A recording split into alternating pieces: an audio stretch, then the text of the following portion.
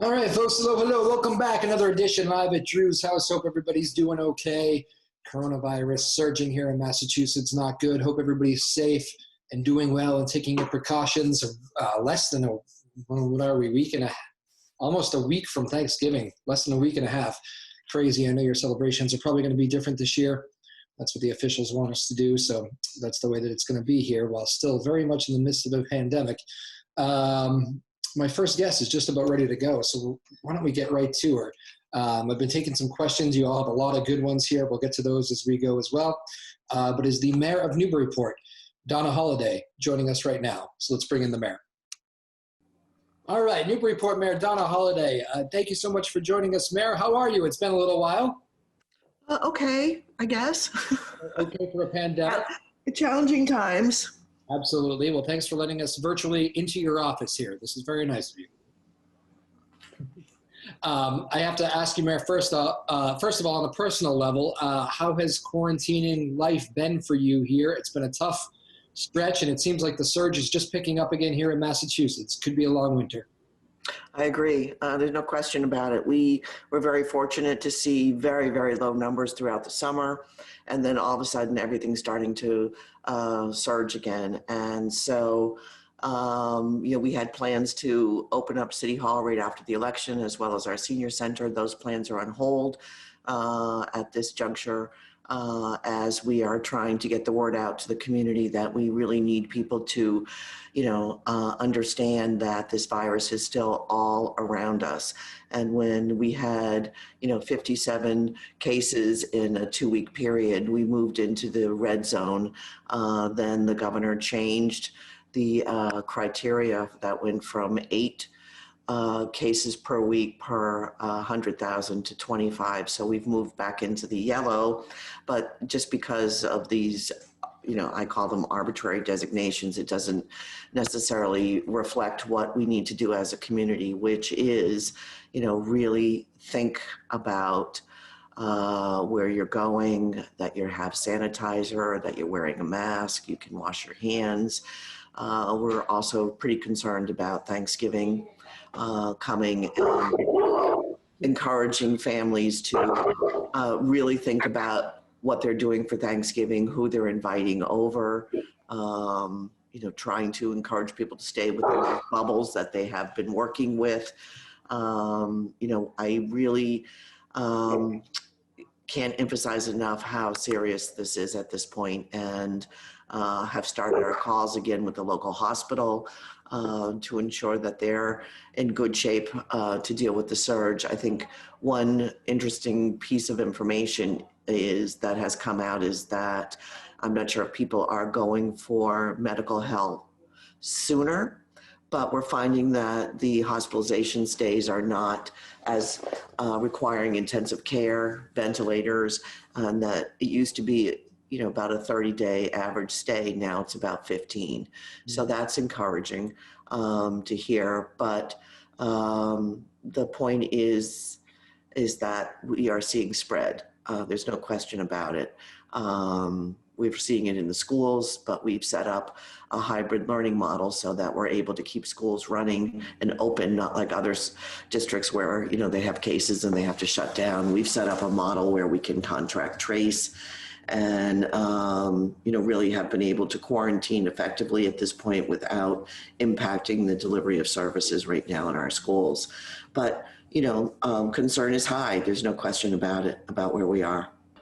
You are the city of Newburyport. It's a big place, a lot of people under your watch. Do the people, when you go out in the town, do you notice it? Do you think people get it, the social distancing, the mask wearing?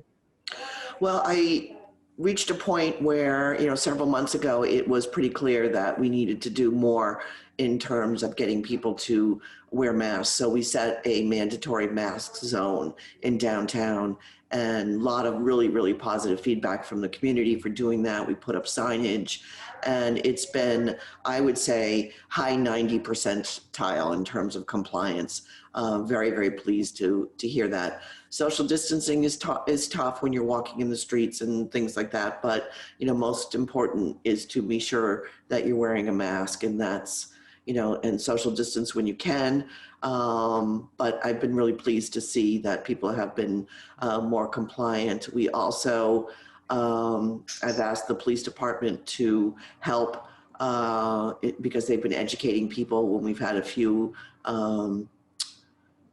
rallies, protests downtown with a few dozen people, and some are not wearing masks. And so they now are carrying, those single-use disposable masks, and will educate people that we have a mandatory mask policy, and will hand masks out to people, try not to get into confrontation with them, and try and encourage that.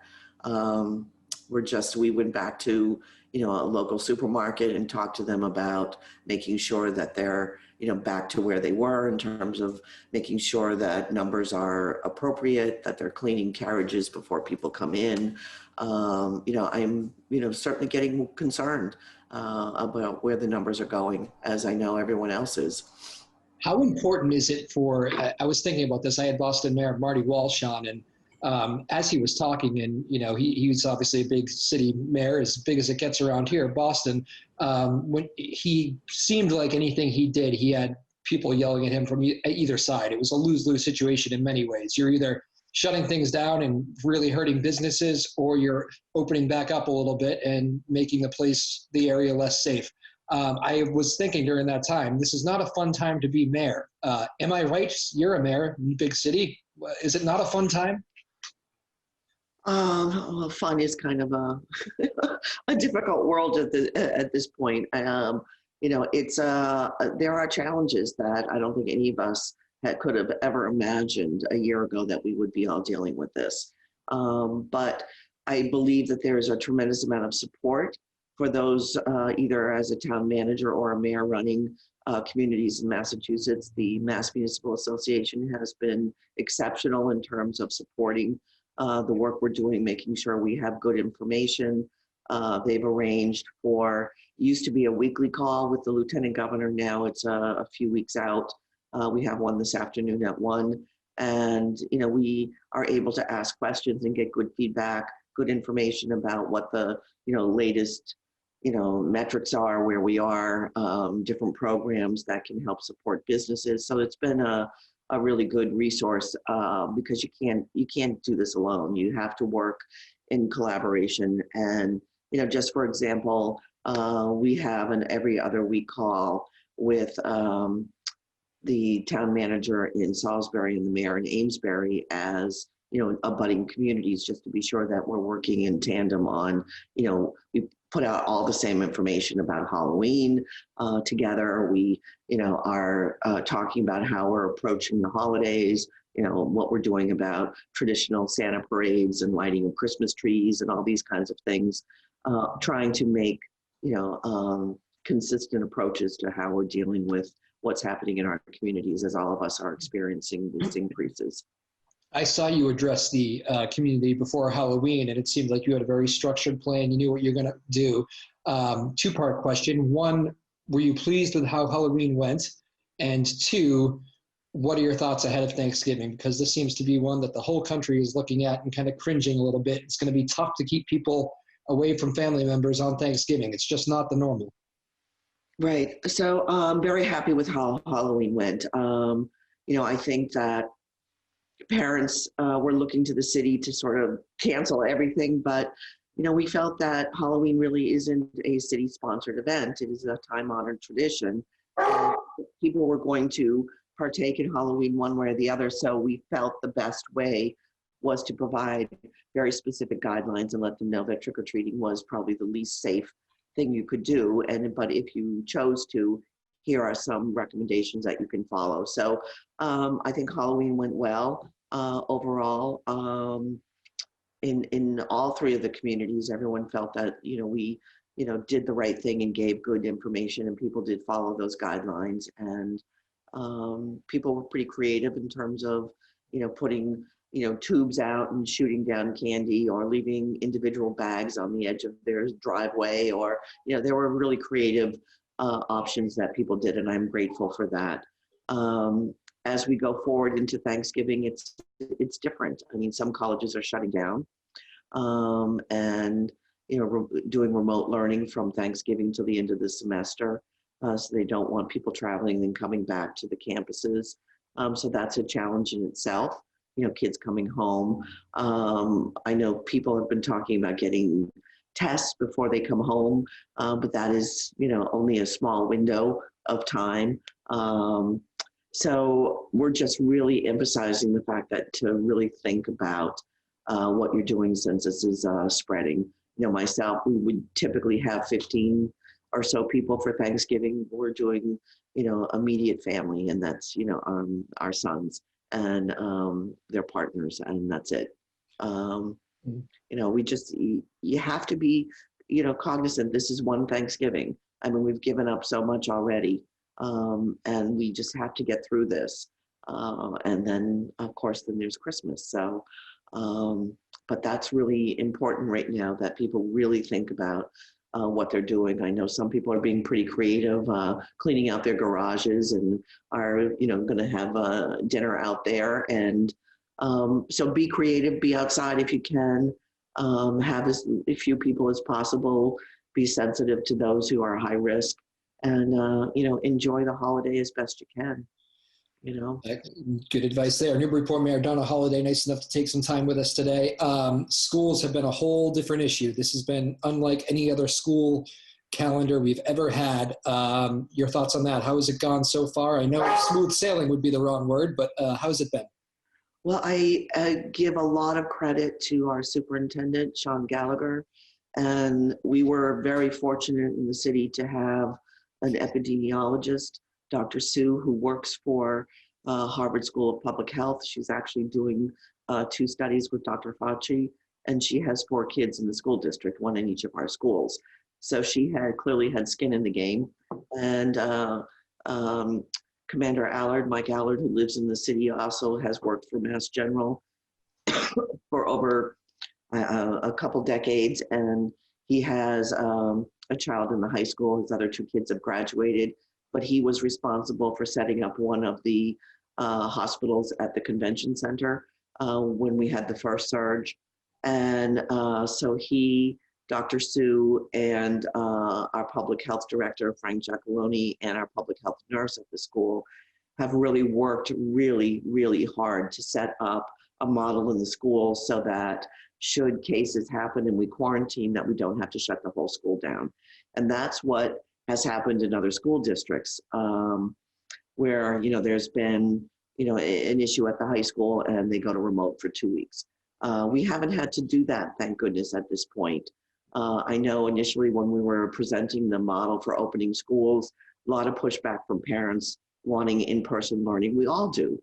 We all want, to get back to a level of normalcy with more kids in in-person learning, but we have to do it safely. And, the union has been incredibly supportive, not like some of the other districts across the state, working closely and feeling confident with the health and safety issues that have been put in place.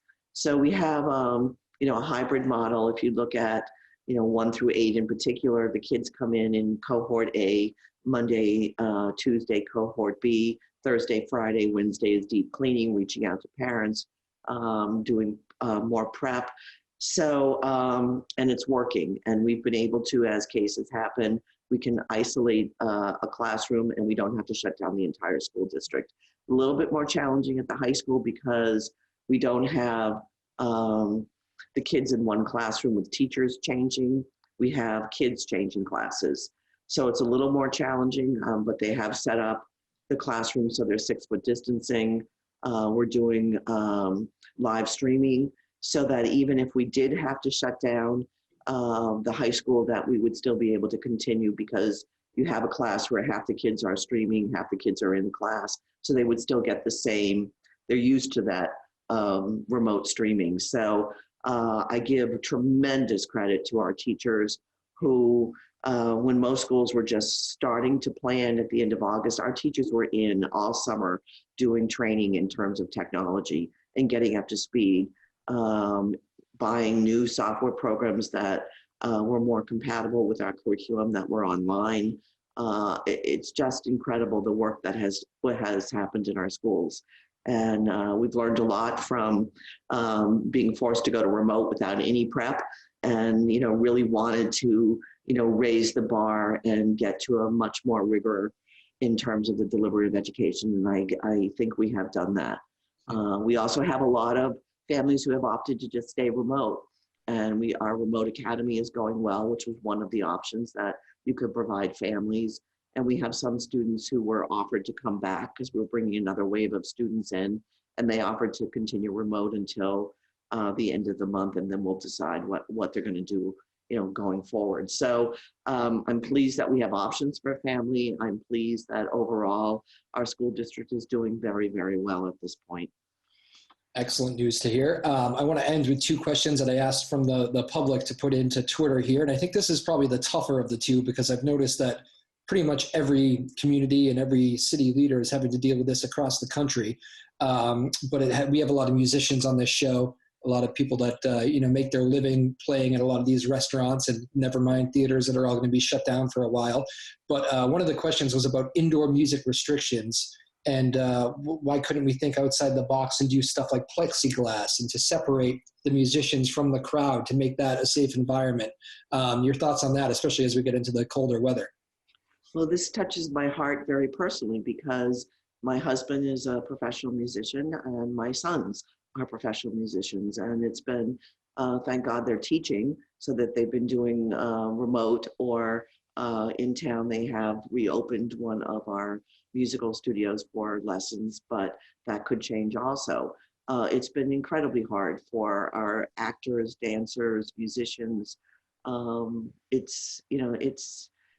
As my husband said, I spent my entire life trying to put as many people into one room as possible, and now here we are. And it's difficult because, people aren't going into restaurants the way they used to. And as we shut down outdoor dining December 1, and we'll find out if that timeline is going to be extended at all. I'm not sure how it can, because it's cold and the temperature is starting to drop. But I wish there was a way that we could come up with, I know we've done creative things like live streaming. There's been, bands that have played outside. I know some North Shore restaurants have done some, they put the band really far away, and, the tables are far apart, but, that hasn't been widespread in terms of, providing opportunities for musicians. So I think we're unfortunately going to have to wait until, this pandemic and this virus is under control. And I know we're all missing the arts, the music, theater, dancing. Yeah. On a personal level, and I can tell you said that hits close to home. I mean, it is hard. People think mayors just go sit back and legislate sometimes and don't think about the people, but obviously we're all human beings. And I mean, this stuff really does hit close to home with you when you see these restaurants and musicians struggling. Right. No question about it. And we're, I think most of us had hoped that we'd stay at levels we were during the summer, and that we'd continue to move forward with the phased opening, but we're not. Everything's on, sort of on hold at this point. And I don't know when we'll get to the other end, but, the most important thing is ensuring that we keep people safe right now.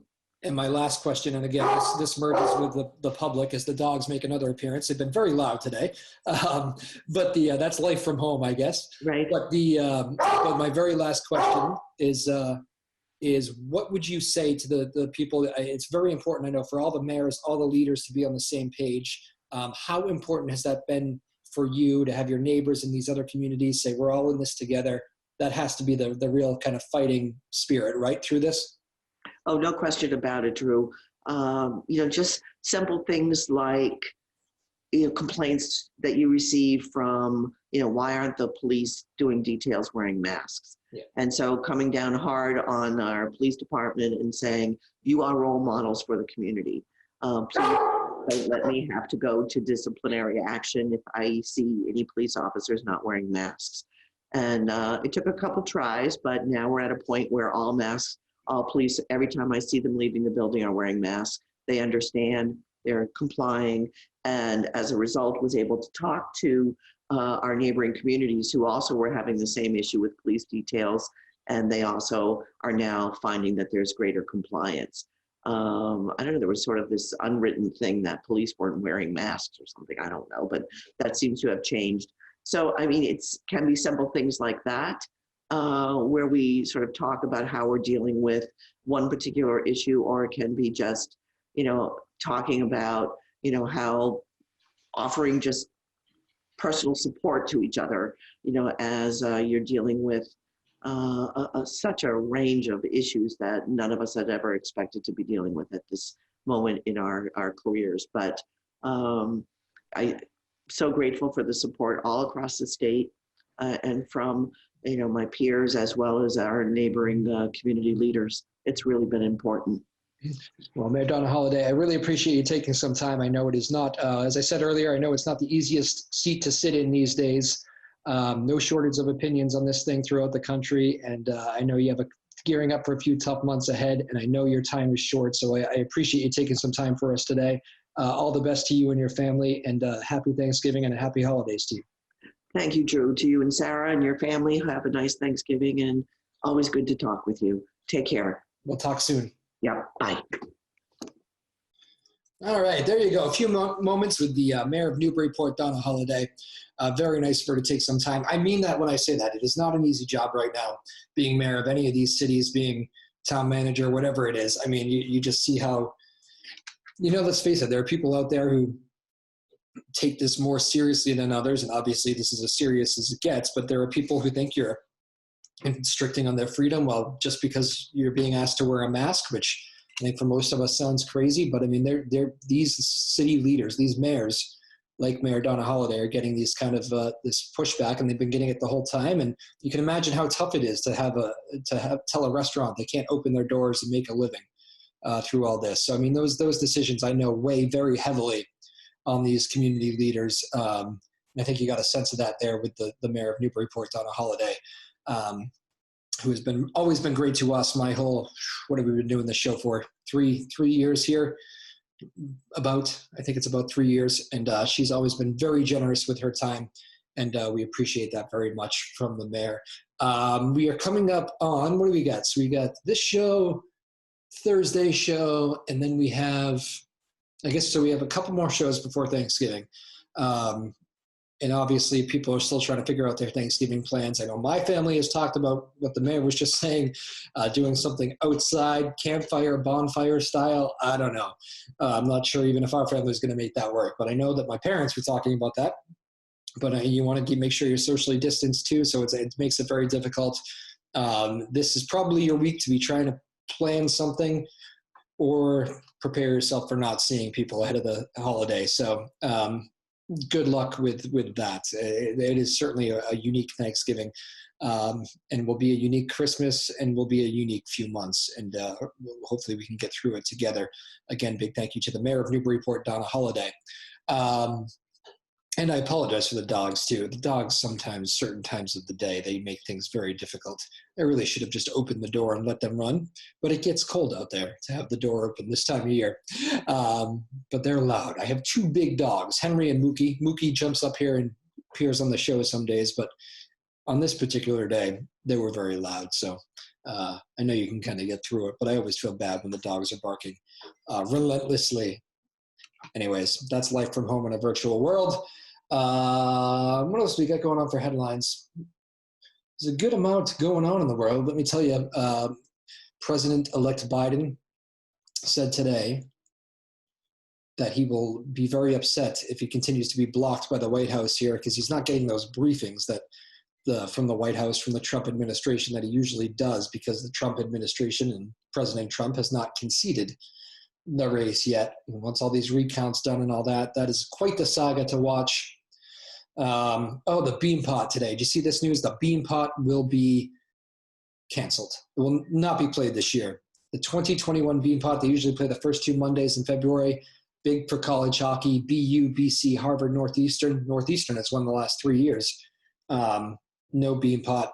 We'll see in 2022. That was the deal. So that's the way the world is going right now. We're kind of stretching these things out, pushing them back, and we'll get to them eventually, but got to get rid of this virus first. So that's where we're at. And I'll leave you with that today. I don't really have much more to say. It's kind of a weird middle of November day as we get close to the holiday, and people are kind of figuring out what to do. So I'm going to go do the same. I better go take the dogs out. Live from Drew's house, Drew Moholland. We'll see you next time, everybody. All right. Bye-bye.